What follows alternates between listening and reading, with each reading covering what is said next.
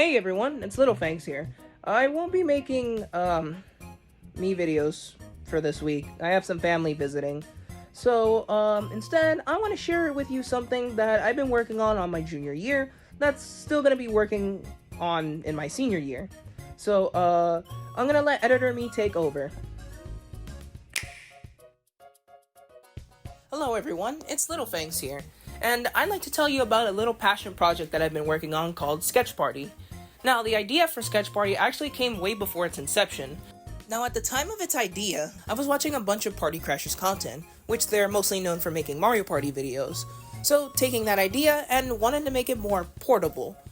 After that, I decided to make Sketch Party at school, as a way for me and my friends to enjoy ourselves. Now, I don't have any of the pieces anymore, except for some of the cards, but I used to use character models after, but I can't show them because, well, I don't have them anymore, and these character models were based on my friends, and I don't want to give an idea of them to random strangers on the internet because I respect their privacy. So instead, I'll use the new versions of these, which are different characters, which I'll explain more in depth later.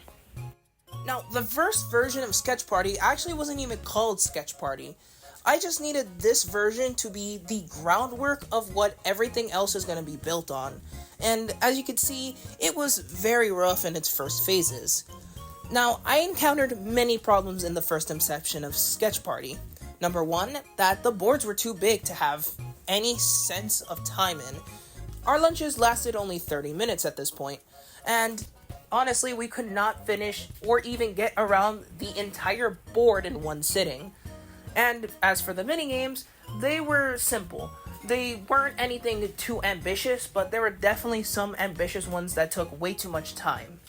I needed all of this written down as a note so that whenever I made another version of this game, to make it more polished. At the time of Sketch Party 1's completion, there were 3 completed boards and 1 scrapped board. The 3 completed boards included Sketchland, where Sketch Party got its name from, Boom Manor, the biggest board in the entire game, and Mega Mountain, based on a Mario Party 6 board. The scrap board was later reused in the next entry of Sketch Party, and was named Lethal Lava Land, based on the Mario 64 stage of the same name. Sketch Party 1 had done its job perfectly, setting up the groundwork for what eventually would become the sequel, which I'll have to get into in another video. Before we end this part here are some of the cards I was able to find for Sketch Party 1.